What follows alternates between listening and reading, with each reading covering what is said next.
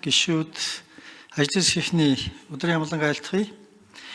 Төрийн өмчт хуулийн этгээдийн хувьцааг визээр олон нийт нээлттэй худалдах, төрийн өмчийг хөгжлөх, өөрчлөн байгуулах, үндсэн чиглэл батлах тухай улсын хурлын тогтоолын төслийг хилцэх хэсэг асуудлыг бүрэн дэмжиж байна.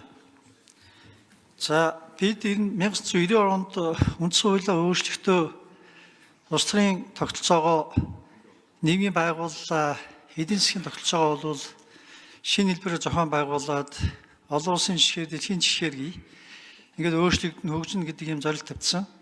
Тэгээ тэрэн дотроо бол энэ эдийн засгийн бүтцээ бид хувийн өмчөд бас суурилсан байдлаар цааш нь бол хөгжүүлнэ гэдгээ бол их тодорхой зорилт болгочихсон.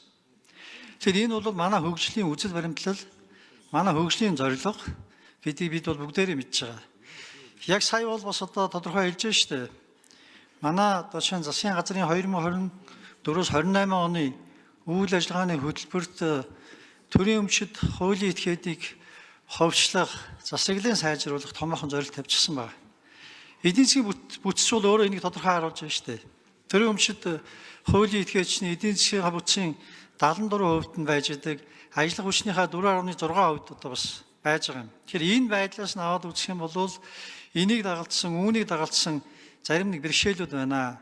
Төрийн өмчт хуулийн этгээдүүд дээр засаглалтай холбоотой, үйл ажиллагааныхын үр дүн, үр ашигтай холбоотой маш одоо томоохон сорилтууд байгаа. Тэгээ энийг давахын тулд байж болох одоо сонгодог аргуудынх нь нэг, шалгарсан аргуудынх нь нэг гэж хэлэх ёстой. Энэ бол олон улсад туршигдаад угаасаа бид энийг авч хэрэгжилж байгаа. Бид энийг өөрсдөө бодож олсон биш. Олон улсын бусад улсуудын туршлага учраас өөртөө нийцүүлж хэрэгжилж байгаа юм зүйл учраас бид энэ одоо шинжилгээг сүүлийн одоо 25-6 жилд хийсэн шигээ бид цаашдаа ч гэсэн хийсээр байх болно гэдгийг бас энд хэлэх ёстой. За энэтэй холбоотой бас яг тогтоолын нөхцөлтэй холбоотой тодорхой асуултууд байна. Сая бас одоо хариултууд өгж байна. Төрийн өмчийн хуулийн одоо этгээдийг ховчилсантай холбоотойгоор гарч болох засаглалын эерэг үр дүнгууд байна гэж байна. Тэрнээс гадна бас эрсдлүүд бий. Энийг яг өнгөрсөн хугацааныхаа туршлага дээр тулгуурласан байдлаар хэр судалсан бэ? Энэ нэг өөр их чухал. Өнгөрсөн хугацаанд чинь бидэнд бас нэг туршлага бий болсон, сургамжууд бий болсон байгаа шүү дээ. Сая би хэлээд үзэл баримтлал нь зөв, зорилго нь зөв. Гэхдээ бид бол арга дээрээ асуудалтай байгаа. Арга дээрээ алдчихж байгаа. Тэгэхээр тэр асуудалтай байгаа зүйлээ бид сайжруулад явах үүднээс энэ асуудал хэн судлагдсан бэ гэдэг ийм асуулт байна. Хоёр дахь асуулт алдагтай ажиллаж байгаа хичнээн төрийн өмчт үйлдвэрийн газрыг энд одоо ховчлохаар, хувьцаагийн нээлттэй худалдахаар шинээр зохион байгуулахаар оруулж ирсэн бэ. Энийг бас одоо та бүхэн хэлж өгөөч. Энийг тодорхой бид бас хэлэх ёстой. Энэ алдагдлыг л бид даван туулах боломжийг эрэлхийлж байгаа бах. Алдагдлыг энэний үр дүнд арилгах урдсан тооцоолууд хийгсэн үү? Хэр одоо алдагдал нь буурах юм? Тэрнээс гадна хэр одоо ашигтай ажиллах юм? Энийг дагагдсан байдлаар бас тодорхой тэнцвэрч үйл ажиллагаа үүсгэж явж байгаа шүү дээ, нийгмийн суурь үүсгэнүүд. Энэ одоо шин доктортой цаашдаа үргэлжлэх энэ урдсан судалгаа хийгсэн үү гэдгийг би зориу төрийн өмчийн одоо бодлого зохицуулалтын газраас бол асууж байна. Судалгаа байхгүйгээр бид нар бол болохгүй. Сая зарим гишүүд маань ихлээр хэлж байна, бид их болгоомжж байна гэж. Зөв, болгоомжилж байгаа. Болгоомжж байгаа шалтгааныг та бүхэн болгоомжлохгүй байж болно гэдгийг судалгаа тооцоогоор тайлбарлана. Хэрвээ судалгаа тооцоол байхгүй оруулаад ирэх юм бол бид энийг одоо шинэ харанхуй баталж чадахгүй шүү гэдгийг бол хэлж байгаа нь бол зарчмын үед бол зөв гэж бодож байна. За би эхний хоёр асуултандаа хариулт авчаа. Тэгээд залгаад тодруулгаар бас 3 асуулт асууя.